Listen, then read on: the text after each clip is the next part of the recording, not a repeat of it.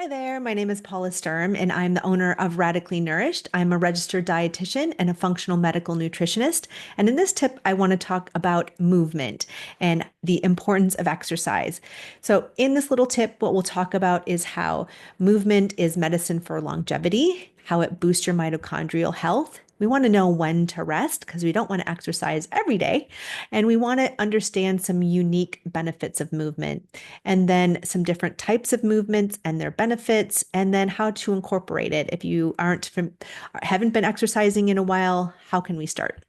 So let's first talk about that longevity piece. How is exercise supportive for longevity? It really does help support healthy aging. Regular exercise slows down the biological aging process by preserving our muscle mass, which is our anti-aging tissue, helps encourage bone density and joint mobility. It also helps with cellular rejuvenation. Movement promotes autophagy, which is the body's cellular cleanup process, and clearing out damaged cells and supporting long-term health.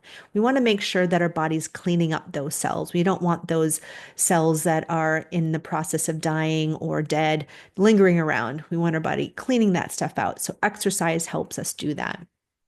And exercise also helps improve lifespan quality. It's not just about living longer, but living better. We want to have a good quality of life for a really long period of time with less pain and more energy and better independence. And exercise and stretching and all the movement that we can do in our life is really important for that. Exercise also helps boost our mitochondrial health. And if you aren't familiar with mitochondria, essentially they're the powerhouses of our cells.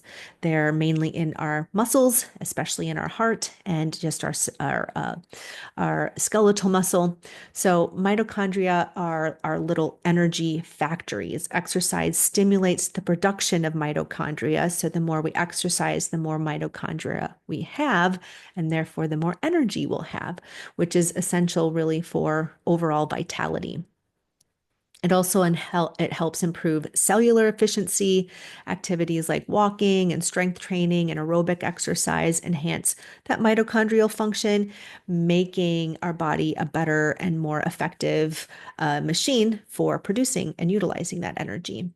And exercise also protects against chronic diseases, especially the mitochondrial effects of conditions like diabetes and neurodegenerative diseases and cardiovascular issues, all of those chronic conditions that impact all of our different systems in our body. When our mitochondria are healthier, we're healthier. And we want to make sure we're not over exercising. This can be a really common one where we think more is better. Common thing that I see is more dieting is better, more exercise is better, more, when that's not always the case. So we want to really make sure we're avoiding overtraining, too much intense exercise, especially if it's intense exercise where we're just going and pushing ourselves to the brink. That intense exercise really increases cortisol. And if we don't give our body a break, then we're going to run into some issues there. Cortisol is our stress hormone. And if we're constantly increasing it and not giving ourselves some breaks, we can run into feeling fatigued. We can run into hormonal imbalances and even gain weight. So sometimes people will over exercise because they think if they exercise more, it will help them lose weight. When in fact, that over exercising could actually be promoting weight gain. So we never really thought about that one, right? We want to make sure we're listening to our body. We want to rest and recover on days, and we want to make sure that we're exercising when we feel good, when we feel on top of our game. If we're starting to feel like when we're exercising, we're either really dreading it or we feel super heavy, like our legs feel really heavy and it's just a slog to get through that workout, we might need a rest day. If we're super sore, if we're just not able to move as well during that workout, we might want to listen to that and make sure we do something to give our body a break. Maybe we want to focus more on stretching and repairing or taking a bath or something on that order instead of pushing ourselves too much. Some signs of overdoing it would be chronic soreness, poor sleep, actually, and lack of energy can indicate that you're pushing it too hard. And I want to just focus in on a couple unique benefits of movement. Exercise can actually improve our brain plasticity, so the plasticity of our brain. Movement enhances that neuroplasticity, making it easier to learn, adapt, and recover from mental fatigue. Exercise actually helps us optimize our gut health so long as we're not overtraining. Exercise improves gut motility and fosters a balanced microbiome, indirectly supporting our immune system and digestion. But again, if we're overtraining, it's actually going to have the opposite effect on our gut health. And exercise and movement helps promote lymphatic health. Unlike the circulatory system where our blood flows, the lymphatic system doesn't have a pump. So it really relies on our muscles moving to move that lymphatic tissue and fluid. And this helps with detoxification and helping our immune system function better. And let's just talk a little bit about the types of movement like walking. It's low impact. It's a great recovery day activity where it doesn't overstress your body. It helps boost your circulation and reduces stress, especially if you're walking in nature and getting a little sun, fresh air, walking, and not looking at your phone while you're walking, just walking.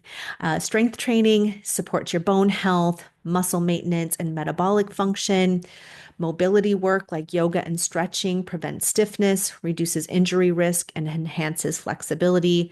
And then there's playful activities that you can do that just get the blood flowing and are super fun, like dancing and gardening and recreational sports, all help boost your mood and creativity and promote that movement and calorie burn. And so if you haven't been very active lately and you want to start, we want to make sure that we're starting small, even 10 or 15 minutes a day, maybe 5 minutes. If something like this isn't something that you're used to doing, just doing 5 minutes where we're getting used to putting on our shoes, getting out the door and doing the activity, getting the habit down with just doing the actions it takes in order to get that activity started are really important. The habit is the important thing to establish. So 5 minutes, 10 minutes, 15, and you can elongate it from there. Then incorporating functional movements, incorporating everyday activities like walking while talking on the phone, taking the stairs, or doing quick body weight exercises. So there's ways instead of just being sedentary while you're talking on the phone, if you have to work, maybe just pacing around the house or taking it outside and walking. But moving and where we're not sedentary is important. Taking the stairs when we can instead of the elevator, parking away from the store entrance and walking to the store. If we can get those 10,000 steps in a day, that's great. Those are all just added movements of everyday life that we want to encourage. Less sedentary during the day where we're not, even if it's not formal exercise, if we formally exercise but sit the other 23 hours in the day, that's also not great. We want to make sure that we're moving as often as we can so our body isn't staying stagnant. And then we want to listen to our body and adapt. Some days are going to call for high energy activities and high intensity training, while others are going to be more gentle, a restorative walk or stretching. All right. Well, I hope you found these tips on exercise super helpful. Let me know if you have any questions.